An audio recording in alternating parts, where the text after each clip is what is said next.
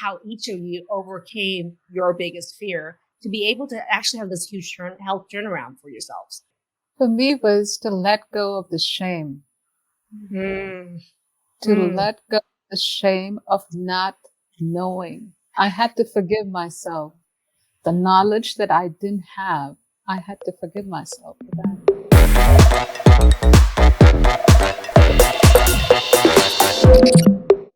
I guess I want to say that not everybody, but a lot of people that end up, at a really desperate chronic health place, they have had situations where there's been a lot of trauma or abuse, even sometimes in your primary or foundational relationships, right? And so there is this element where you were victimized, and maybe it wasn't even, your pain wasn't even acknowledged, right? Like, hey, what are you crying about? Or, hey, you're too sensitive, right? So there is this space, like what Laura said, when I'm a victim comes up, there is a space to acknowledge that, right? You don't want to gaslight yourself like you had been gaslit by other people, right? You want to acknowledge your pain. You want to acknowledge this sucks. I wish this weren't happening. This isn't great. But then if you stay in that place, then now you're victimizing yourself, right? Now you're your own abuser. You're keeping yourself in a negative space. That is a really good point. When you victimize yourself, you are your own abuser. Yeah. So you don't want to repeat that cycle.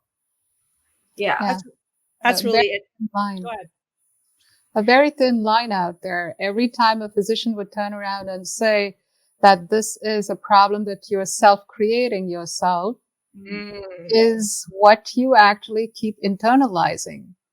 My thought process was, if this is what I was doing to myself, then I should find my way out of it myself, right? If none of the people, the physicians are giving me the answers, let me go find out my answers. But I refuse to be the victim in this all. I refuse to be. So it was a choice. This is a fine line that you're talking about, Monica, that I think is a really good distinction, which is a lot of people are like, I have mystery illness zebra, I have Sjogren's, I have RA. It's my fault I have it. If I'm being responsible, it means it's my fault I have it. That's not true. That's actually victimizing yourself. What we're saying is, like for me, I have Hashimoto's mixed connective. I'm going to say I have Hashimoto's, I have mixed connective tissue disorder. I didn't cause that to happen. However, I am responsible for everything I do with that information. Right.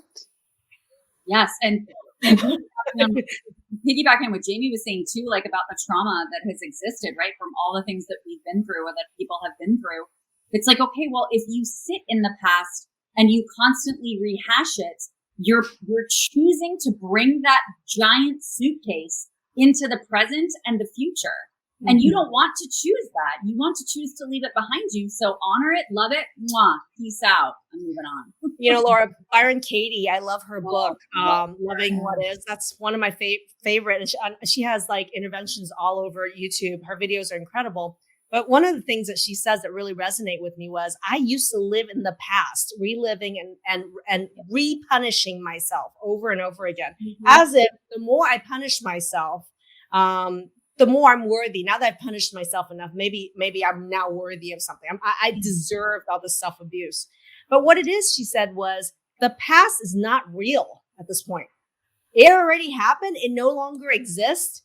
The only reason the past exists is in your head, because you keep repeating the story over and over again. Yeah. The only thing that's real is what you are doing and saying and thinking right now. The past already happened. That's a movie that's playing in your head over and over again. It is no longer real. It exists only in your mind. And so when I understood that, I was like, you're right. It's not even real. And it's a story. And the other thing is that that's the past. But a lot of people also, their fears, they're playing a movie in their head that never even happened to them.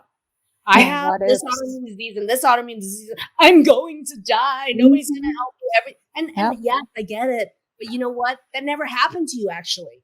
Those are all the stories you read on Google that you're repeating in your head over and over again. Has it actually happened to you? And no, that didn't happen to them. But they have a movie that they are living as if it did happen to them. And it's not even real for them. Oh, right. Just like the conversation that I had with you, Maggie, before I joined phase 2. That was my come to Jesus conversation with you. And I was like, but then this is going to happen and this is going to happen and this is going to happen. And you're like, I'm like laughing. So you're creating all these stories in your brain and creating your own suffering and none of it is valid. And I'm like, Oh, okay, thanks. I needed to hear that. None of that shit was real, Laura. No, it wasn't. It totally came out of nowhere. I don't What are you talking about? Like, it didn't even happen to you. You read that on Google somewhere and now it's real? probably. I don't even know. And I The think good- that keeps us physically sick, right? Because from what I've been learning, the brain doesn't know the difference between reality and fantasy, right? So whatever you're thinking about, the body responds to that. That's why you can think about your traumatic incident and all of a sudden your heart's beating faster, your chest is tight, your cortisol is going. It's not actually happening, but if you're thinking about it, your body responds as if it's happening, right? Yeah. So to me, the more I kept Googling, the more I kept, thinking about the traumatic things that happened, the more I stayed sick because my body was in a state of constant stress, right? Yeah. And it's hard to Brain- heal when you're always stressed out. Yeah, the brain responds to physical wound. For emotional wounds, the brain does not see the difference there. It does Mhm. not. So it will give you a somatic response in some Yeah. fashion. Monica, that happened to me even 2 weeks ago. Mhm. I had a tense conversation with someone. Intellectually, I was fine. My brain said, Maggie, you're great. And physically, my body responded like I had a gunshot wound to my gut. Yeah. I fell on the ground. I was like, ooh, I got off the phone and I was like, whoa, but my brain's fine. Yeah. So, but the body kept score. The body knew that this was some trauma that happened to you. No matter how much you intellectualized it, your body knew. Yeah. But that's something happened. But imagine if I repeated the story of what happened over and over. She hurt my feelings. And I just kept reliving it.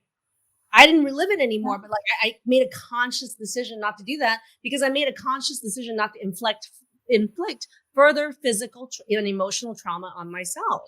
You're just riling yourself up at that point. You're creating suffering, and it's already past. It already happened. It's no longer real in existence anymore. How do each of you cross your bridge, personal experience wise? Ooh.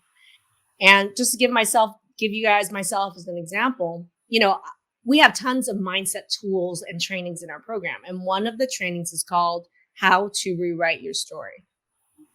And what I recognized was when I had all that bad stuff happen to me, I kept repeating the story and I kept manifesting in every area of my life. I kept looking for people who were going to screw me, people who were going to take from me, people who were evil. That's all I found. And I kept saying I needed to protect myself more and more and more. And at a certain point, at my lowest point where I was super lonely,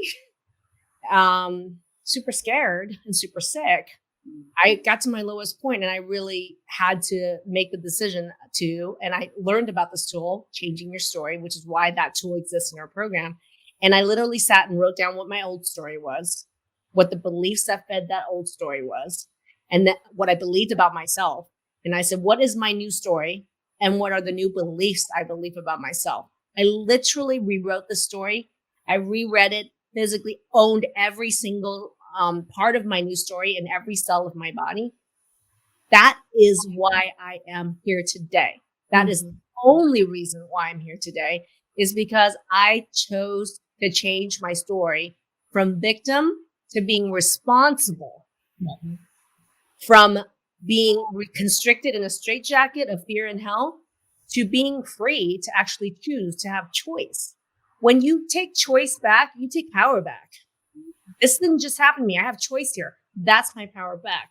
That's what I did to cross the other side. And that's why these tools exist in our program, in our mindset work.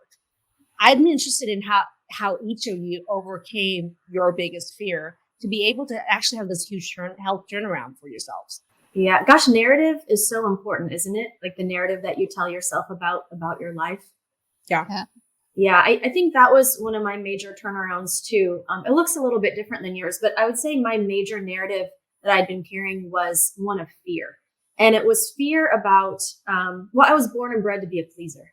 And so it was a lot of fear about other people, disappointing other people, having conflict with other people, upsetting other people. It had a lot to do with other people at my own expense. And so, after a series of, I started doing forgiveness work and doing these visualizations. And in one of these visualizations, I was able to really see how some of the major traumatic events in my life, how they happened for me instead of to me.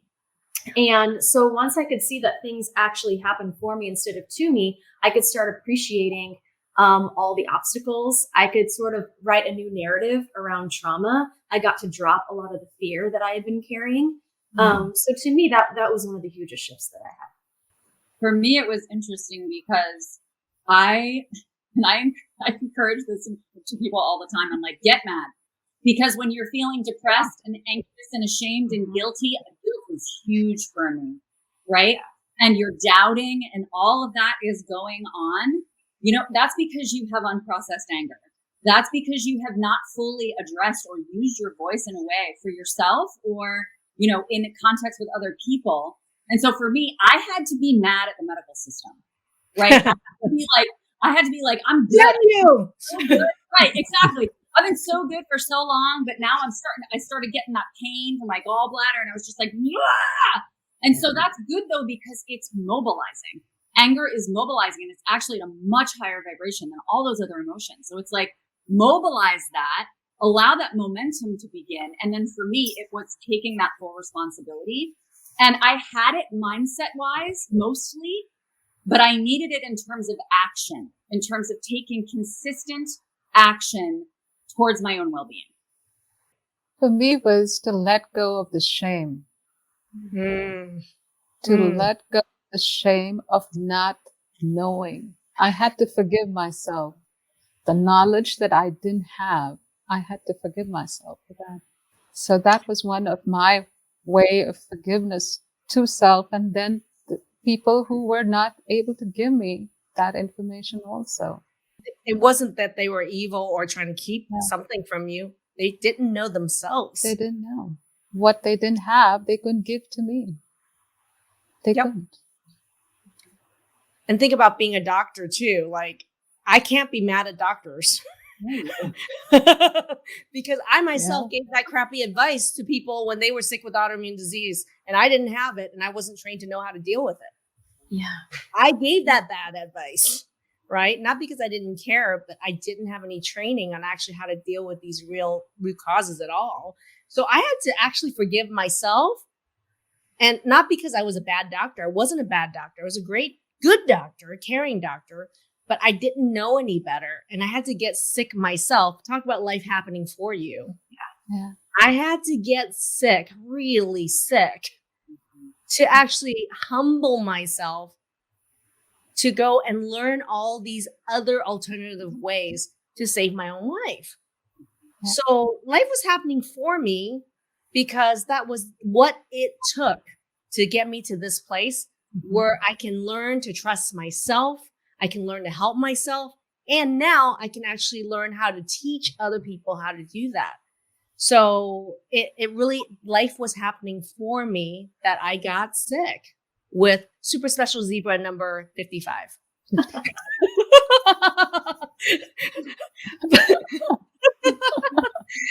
But life is and hey, if I look at it this way, if I wasn't embezzled and I didn't have that happen to me, I wouldn't also have been forced to think outside the box, to think, are there other things that I can do besides owning a medical clinic? Mm-hmm. Am I even happy working in a medical clinic? Did it even get results the way I wanted it to?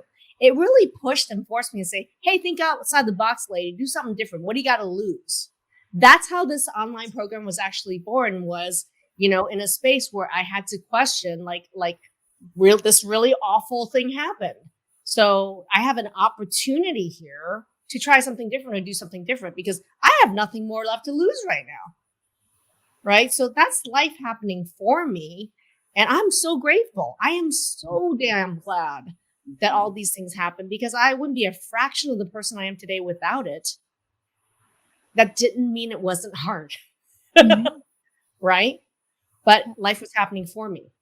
Yeah, that's such a beautiful perspective. That's exactly, I tell people all the time, I'm like, I am so thankful I got sepsis.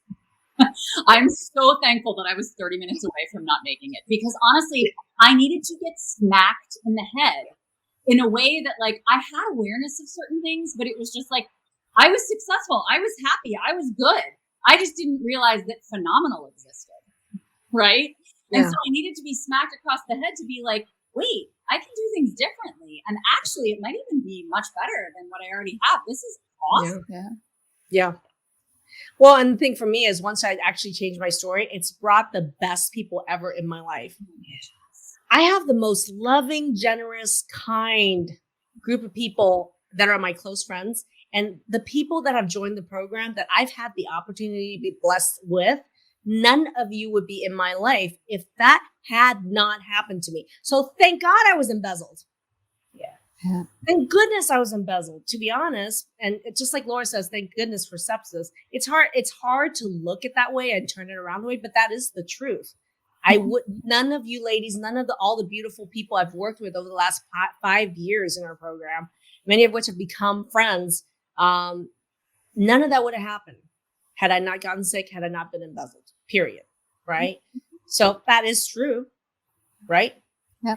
I hope that for everybody, this was helpful to give you some insight just around walking through the fear, walking through skepticism, walking through self-blame, walking through being a victim, and some tools on how to be responsible, how to change your story, how to make choices, how to use laughter, self-care, and the community support to actually be able to turn this around, interrupt this pattern.